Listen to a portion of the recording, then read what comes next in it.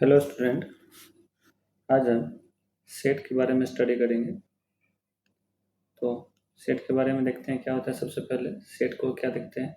Set हमारा होता है well defined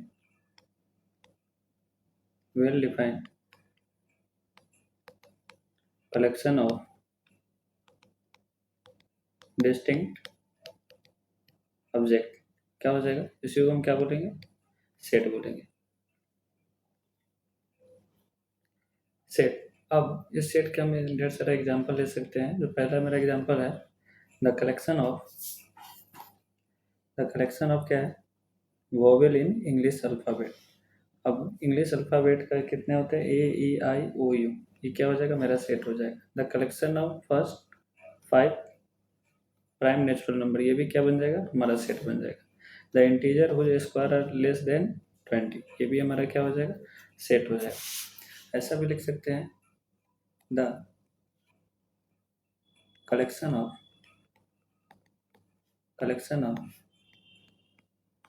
first 5 natural number, ये भी क्या आ जाएगा, हमारे पास सेट आ जाएगा। 1 2 3 4 5, ये भी क्या हो जाएगा, हमारा सेट हो जाएगा। क्लियर है क्या? ठीक। तो आगे हम बढ़ते हैं। आगे हमारे पास क्या है, नोटेशन। सेट को क्या करते हैं, सेट को एक कर्ली ब्रैकेट में और डैश देकर हम ऑलवेज लिखते हैं। तो क्या है, सेट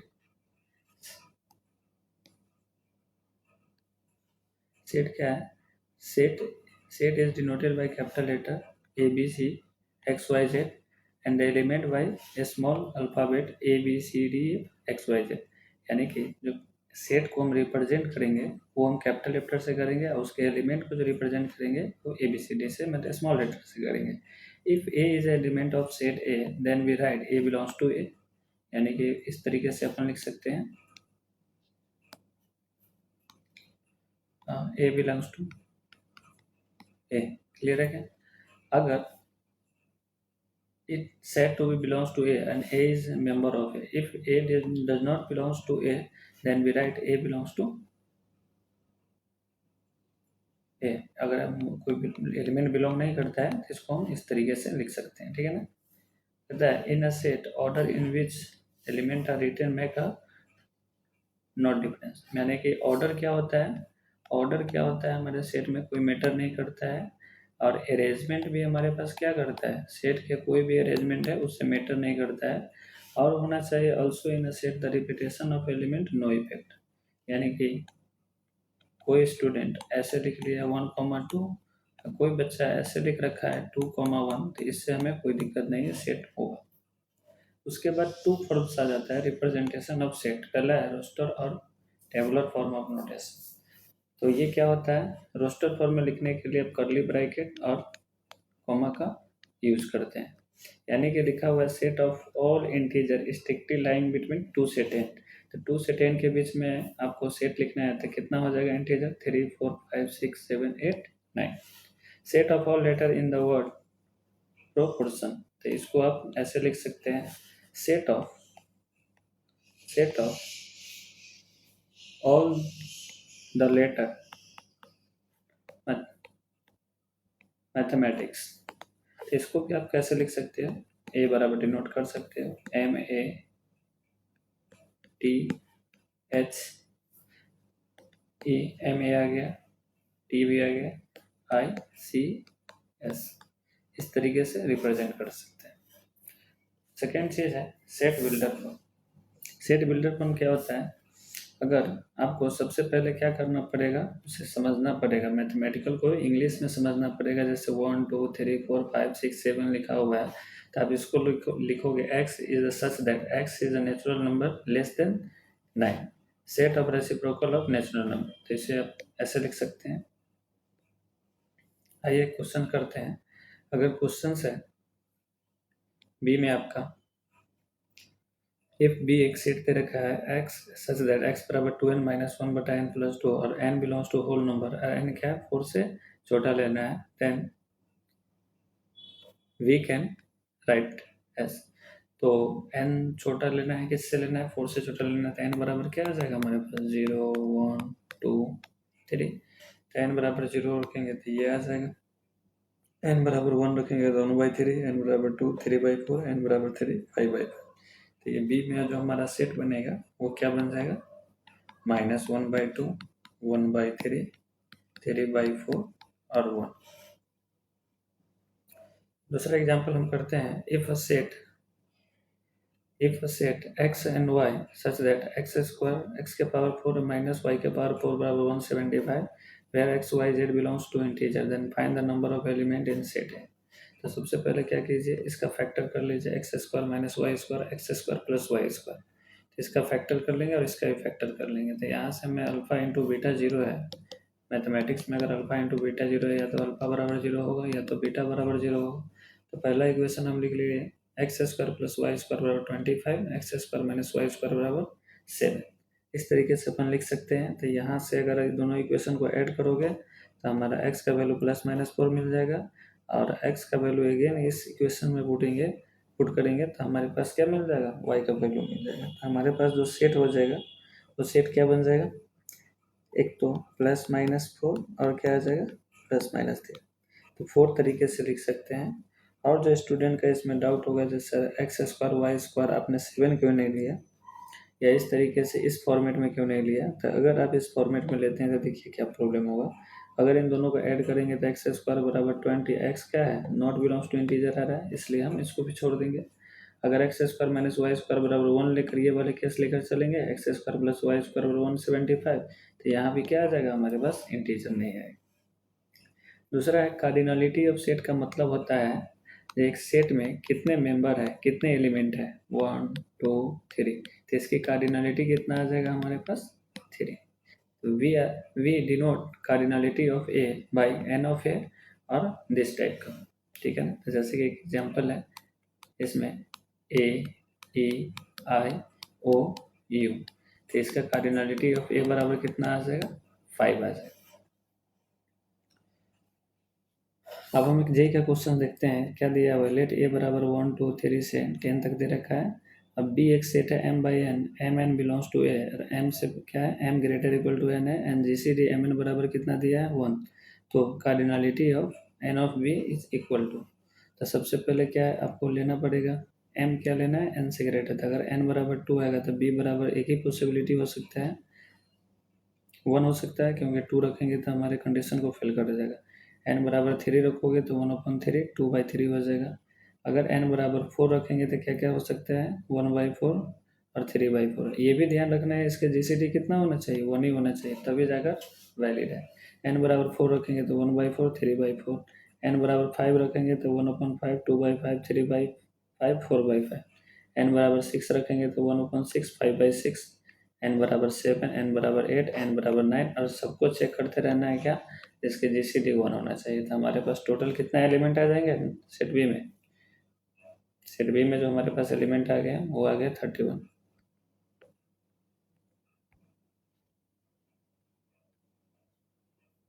ठीक है।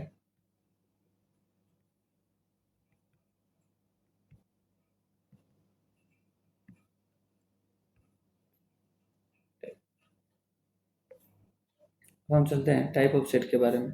टाइप ऑफ सेट क्या होता है हमारे पास, टाइप ऑफ सेट जो होगा,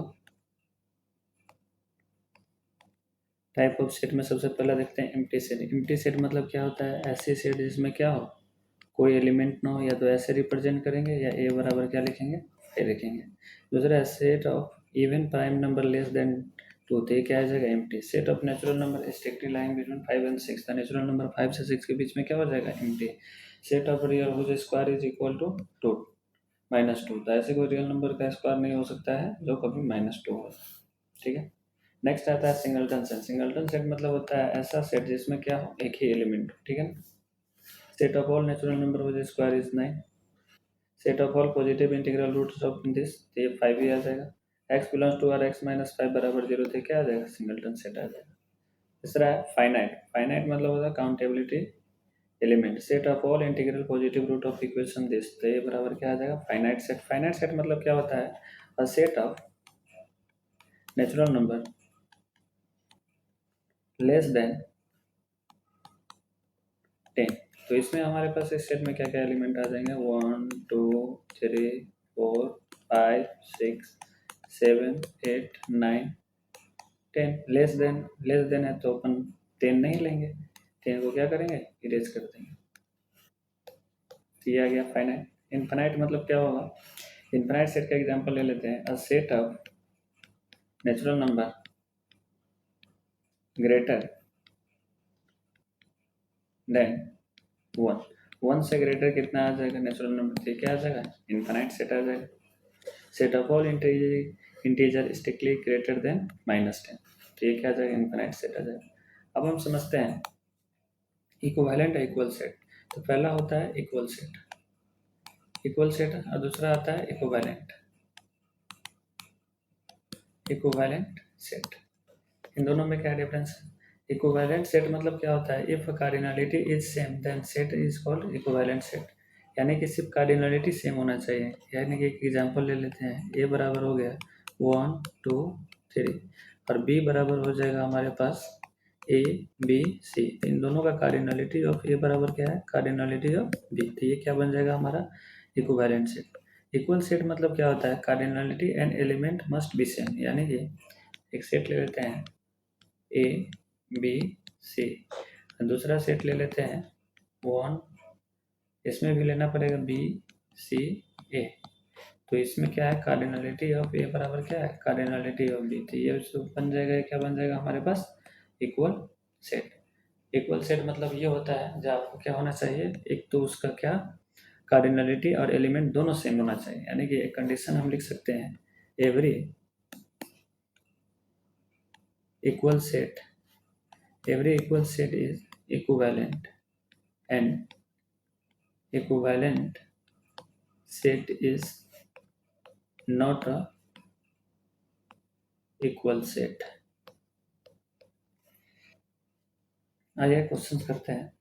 विच of the following pair of set are equal given reason. अब ए है और बी सेट दिया है, इसको बताना है इक्वल है, तो इसको आप चेक कर सकते हो। तो बी जो सेट है, बी एक्चुअल में क्या है, एक्स स्क्वायर क्या होना चाहिए, -10 से छोटा होना चाहिए। तो इसको आप बेबी कप से बना लीजिए, एक्स माइनस √10 और एक्स प्लस √10। इसको अपन लिख सकते हैं √10 से -√10 प्लस माइनस प्लस, तो क्या आ जाएगा, x बिलोंग्स टू -√10 से √10। इसके बीच में जो इंटीजर होगा क्या आ जाएगा, इंटीजर आ जाएगा हमारे पास -3 -2 -1 0 1 2 3। तो ये क्या बन जाएगा हमारा इक्वल सेट बन जाएगा। ए में 0 है, B is not root of 0 है, तो ये क्या आ जाएगा, A and B are not equal और not equivalent. If X is the set of letter of the word school and Y is the letter of the scholar। अब ये क्या है, इक्वल है कि नहीं, इसको चेक करना पड़ेगा आपको। तो आइए हम चेक करते हैं इसमें। तो इसको चेक कर लेते हैं। तो SCHOL और Y है SCHOLAR, तो नॉट इक्वल और नॉट इक्विवेलेंट, क्योंकि ना तो यहाँ कार्डिनलिटी बराबर है और ना ही एलिमेंट सेम है। एलिमेंट भी क्या है, दोनों का सेम नहीं है, तो ये ना तो इक्वल है ना इक्विवेलेंट। यूनिवर्सल सेट मतलब क्या होता है, ऐसा सेट जिसमें सारे के सारे कंबाइन हो जाए। जैसे एक सेट ये है, एक सेट ये है, और ये जो स्क्वायर है ये क्या बन जाएगा हमारा, यूनिवर्सल सेट बन जाएगा। ओके, जैसे कि एग्जांपल से देख लेते हैं। 1 है, ए इज 1 2 3, बी है 1 2 3 4, सी है 7 9 10 और डी है the set of natural number. तो डी इज क्या आ गया यहाँ पे, यूनिवर्सल सेट। ठीक है, सबसेट और सुपर सेट की कहानी हम देखते हैं। तो सबसेट क्या हो जाता है, सबसेट हम ऐसे समझते हैं, ये एक स्क्वायर है और इसके अंदर सर्कल है, सर्कल को पी मान लीजिए, स्क्वायर को एस मान लीजिए। तो पी इज सबसेट क्या हो जाएगा, एस, और एस इज पी क्या हो जाएगा, सुपर सेट। ठीक है, तो यहाँ हम दो तरीके का फॉर्मूला रिमेंबर रखते हैं। टोटल नंबर ऑफ सबसेट क्या होता है, 2 के पावर m, और यहाँ n होता है क्या, नंबर ऑफ एलिमेंट। क्लियर है क्या। अब एक क्वेश्चन देखते हैं। लेट s बराबर 1 2 3 से 100 the number of non empty subset of a of s such that the product of element in a is even. अब इसमें 1 से लेकर 100 तक है, तो total number of subset number of subset में से और नंबर वाला हटा देंगे तो हमारे पास क्या बचेगा? ऑलवेज क्या बनेगा? इवन बचेगा। तो हमने लिख दिया 2 के पावर, और नॉन एम्प्टी है तो 2 के पावर n-1 होगा, ये ऑड के लिए, तो यहाँ से ये इजिली हमारा बन जाएगा। प्रॉपर सबसेट किसको बोलते हैं? ऐसी सबसेट जिसमें से, जैसे मान लो ये है 1 2 3, एक सेट देगा तो इसके सबसेट क्या आ जाएगा? सबसेट अपन लिख सकते हैं। सबसेट क्या आ जाएगा? पहला तो 5 आ जाएगा, 1 आ जाएगा, 2 आ जाएगा, 3 आ जाएगा, 1,2 आ जाएगा, 1,3 आ जाएगा, 2,3 आ जाएगा, और क्या आ जाएगा? 1,2,3। अगर इसमें से जो सेम ही सेट रिप्रेजेंट कर रहा है उसको हटा देंगे तो क्या बन जाएगा? प्रॉपर सबसेट बन जाएगा। इसलिए हम देखते हैं total number of proper subset क्या होता है? 2 के power n-1। Total number of non empty proper subset क्या होता है? 2 के पावर n-2। यहाँ से हम एक क्वेश्चन करते हैं, to finite set having m and n element, then the number of subset of the first set is 1 1 12 more than that of the second set, the value of m and n respectively। तो पहला क्या, number of subset कितना हो जाएगा? 2 के power n बराबर 1 1 2 plus 2 के power n। यहाँ से इस चीज़ को हम लिख सकते हैं 2 के पावर n माइनस 2 के पावर n बराबर 1 1 2। यहाँ से 2 के पावर n कॉमन निकालेंगे तो बच जाएगा 2 के पावर n माइनस 1 और 2 के पावर 4 इंटू 7। यहाँ से कंपेयर कर लेंगे n 2 को, तो n बराबर कितना आ जाएगा? 4, और 2 के पावर n माइनस वन बराबर 7, और n का वैल्यू पता है तो यहाँ से हमें m का वैल्यू भी पता चल जाएगा।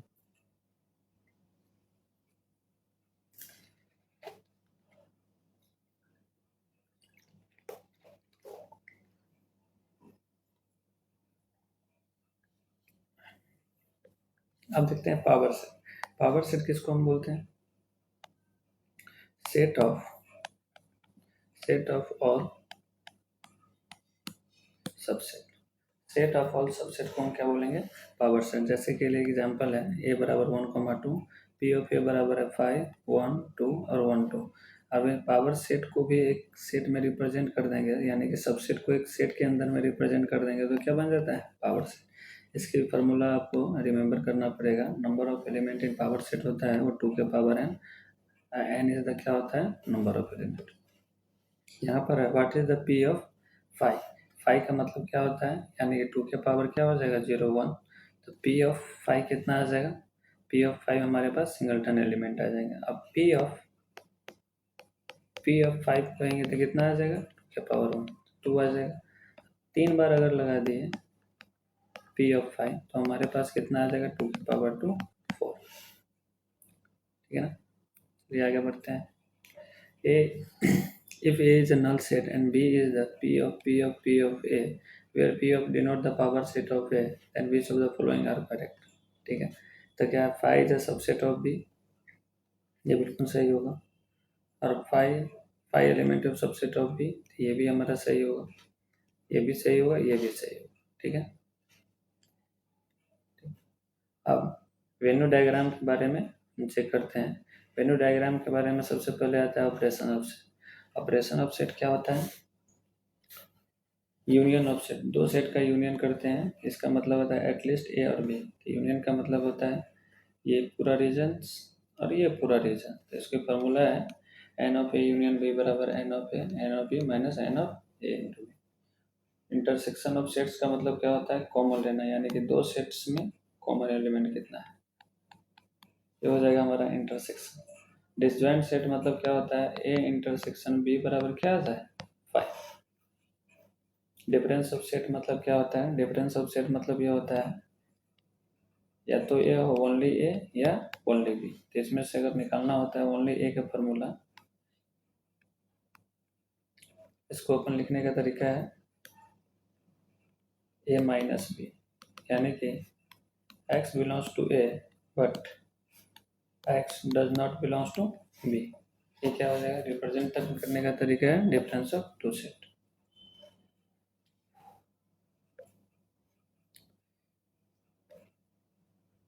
इसके बाद आता है symmetric difference of set. Symmetric difference of set क्या होता है? इसको अपन बोलते हैं ए डेल्टा बी बराबर होता है ए माइनस बी, और यूनियन क्या आता है?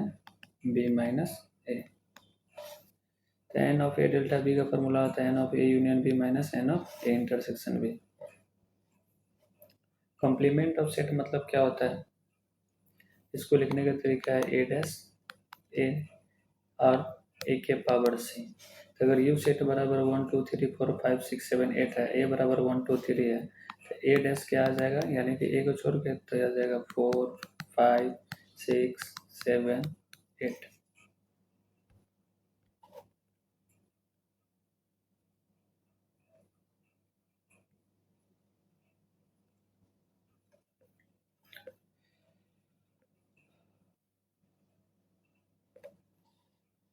अगला हम देखते हैं law of algebra of set associative law, यानी कि A union B union C बराबर होता है A union B union C. A intersection B intersection C बराबर होता है A intersection B intersection C, यानी कि जो यूनियन होता है वो यूनियन के साथ इंटरसेक्शन होता है वो बढ़ जाता है। डिस्ट्रीब्यूटिव लॉ क्या होता है, A union B intersection C, ये होता है A union B intersection A union C.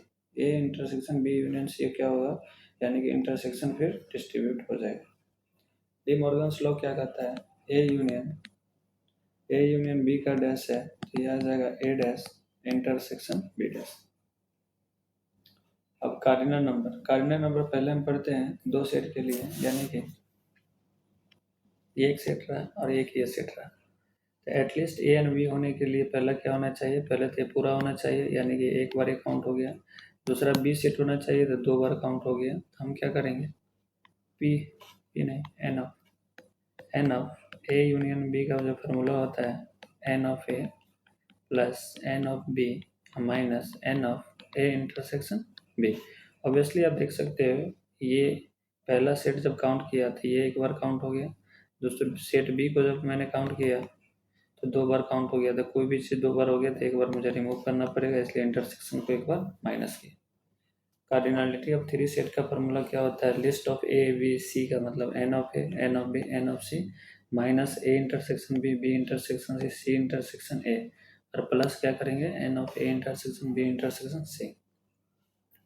Number of element exactly two of set का मतलब क्या होगा, यहाँ पे या तो ये वाला पोर्शन हो जाए या तो ये वाला पोर्शन हो जाए या तो ये वाला पोर्शन हो जाए। तो इसमें हम लिख सकते हैं N of A intersection B intersection C A intersection C. अब ए इंटरसेक्शन बी करने के टाइम में हमारा क्या हुआ, डी एक बार काउंट हो गया, दो बार काउंट हो गया और क्या हुआ तीन बार काउंट हो गया। तो हम थ्री टाइम्स क्या कर देंगे, रिमूव कर देंगे, बिकॉज हमें क्या चाहिए एग्जैक्टली टू सेट वाला चाहिए।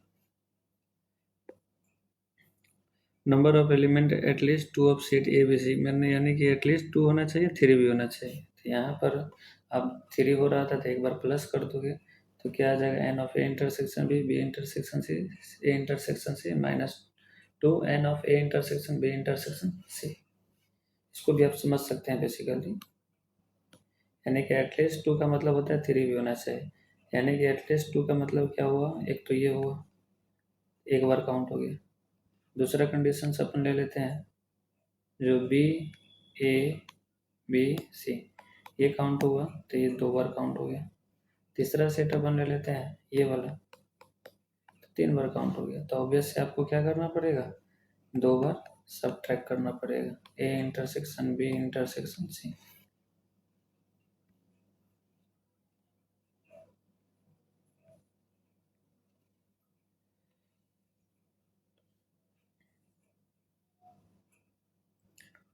आगे बढ़ते हैं। अब आ गया number of element in exactly one set A B C. Exactly A B C होना चाहिए, यानी कि ए है बी है सी, एक ये ए बी सी। तो इसको होने के लिए पहले क्या करेंगे, एक बार जब ऐड करेंगे तो एक दो तीन सब ऐड हो रहा है, ये ऐड किए तो फिर सी ऐड हो गया, अब सी ऐड किए तो ये अगेन ऐड हो गया, यानी कि two times of A intersection B two times B intersection C two times A intersection C. Three time क्या करेंगे, जब ये सबको इंटरसेक्शन किए तो थ्री टाइम्स हो गया तो थ्री टाइम क्या कर देंगे ऐड कर देंगे मैनेज करने के लिए।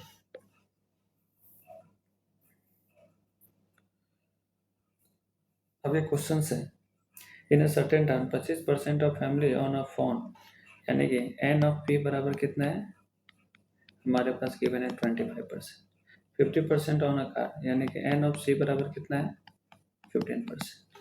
और 65% फैमिली ऑन नाइदर फोन और नॉर अ कार, यानी कि 100 में से क्या हो गया, 65% हमारे पास क्या है, वो कुछ भी यूज़ नहीं किया है। तो यूज़ करने वाले फ़ोन और कार कितना हो जाएगा, 35%।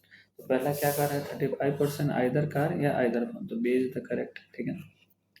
अब 35% या तो क्या कर रहा है, फ़ोन यूज़ कर रहा है या तो कार यूज़ कर रहा है, जिसमें से ओनली फ़ोन यूज़ करने वाले 25 है। तो टोटल कितना है हमारे पास, और ये कार यूज़ करने वाले कितना है, 15%। टोटल फैमिली हमारे पास कितना है, 35% हो गया। तो हमसे पूछ रहा है 5% family both car and phone, तो इसको अपन निकाल सकते हैं। N of A union B का फॉर्मूला क्या होता है, N of A plus N of B minus N of A intersection B. इसको अगर एक्स मान लोगे, एन ऑफ बी कितना है 15, ये कितना है 25, और इधर कितना है 35। तो यहाँ से x की वैल्यू कितना आ जाएगा, 15%। तो ये भी आपके पास सही है। कह रहा है 40,000 फैमिली लिव इन टाउन, यानी कि 5% बराबर, आप क्या कर दोगे, 5% बराबर कितना है, 2,000 family on a both car and phone, तो 5% कितना आ जाएगा, 2,000। यहाँ से अगर परसेंटेज निकालेंगे तो क्या आ जाएगा, 5/100 इंटू एक्स बराबर कितना आ जाएगा, 2,000। तो x की वैल्यू यहाँ से कितना आ जाएगा, 40,000 आ जाएगा हमारे पास, ठीक है। तो इस ऑप्शन के लिए ए बी सी सबके सब ट्रू है। नेक्स्ट क्वेश्चन कहता है, a survey show that 73% of the person working in office like a coffee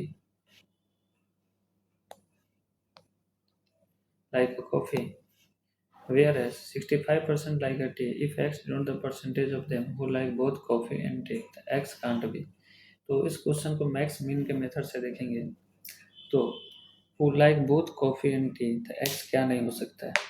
तो इन दोनों में सबसे, इन दोनों पे बनाने का आपको सबसे शॉर्टकट तरीका बताते हैं। पहले क्या कर रहा हूँ, इसको x निकाल लेंगे तो x हमारा कितना आ गया, ग्रेटर इक्वल टू 13। तो और ज़्यादा से ज़्यादा क्या हो सकता है, एक तो 73% है पर्सन क्या करता है, working in office like a coffee, और 65% टी। तो इन दोनों का मिनिमम ले लेंगे, जो मिनिमम होगा। इनकी शॉर्टकट ट्रिक ये है, जब आप 100 में से इन दोनों का ऐड कर दो, 73 प्लस 65 माइनस 100, तो ये आ जाएगा आपके पास 83। और इन दोनों में जो मिनिमम है उसको आप रख लीजिए, मिनिमम कितना आ जाएगा, 65। यही अपन आंसर हो जाता है।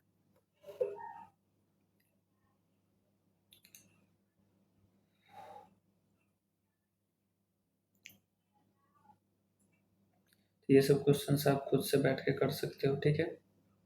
जैसे कि ये क्वेश्चन है, out of all the patient in hospital 89% are found to be suffering from heart alignment and 98% lungs infection. If k% are suffering from both of alignment then k can't belongs to. तो इसको भी आप ऐसे बना सकते, total हम ले लेते हैं 100%, 89 प्लस 98 माइनस कर लेते हैं x। तो यहाँ से क्या आ जाएगा बालक, x बराबर आ जाएगा 89 प्लस 98 माइनस 100। तो यहाँ से x की वैल्यू कितना आ जाएगा, 17 और 9 17 18 माइनस 100, ये आ जाएगा 87। अब इन दोनों में जो मिनिमम होगा उसको अपन लिख लेने का हमेशा, 87। अब ज़्यादा से ज़्यादा दोनों में क्या होगा, एक बच्चा यहाँ तक चल रहा है, एक बच्चा यहाँ तक चल रहा है, तो जो सबसे कम चल रहा है उतना ही तो कॉमन चलेगा। ये लॉजिक से अपन कर रहे थे। एक्स कांट भी कर रहा है तो एक्स कांट भी क्या हो जाना चाहिए, दिस इज द आंसर हो जाएगा, ठीक है। 79 79 81 83 85 इज द राइट आंसर।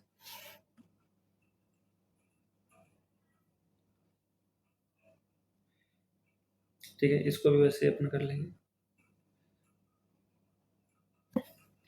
अब ये क्वेश्चन है, in a class 140 student number 1 to 40 all even number student opted mathematics course. All even number है उसको आप मेंशन कर लीजिए। वो number divisible by 3 opted by physics, यानी कि 2 से डिविजिबल हो रहा है वो मैथमेटिक्स ले रहा है, 3 से जो डिविजिबल हो रहा है वो क्या ले रहा है, फिजिक्स ले रहा है। Those who number is divisible by 5 opted chemistry. Then the number of student who did not opted any of this subject.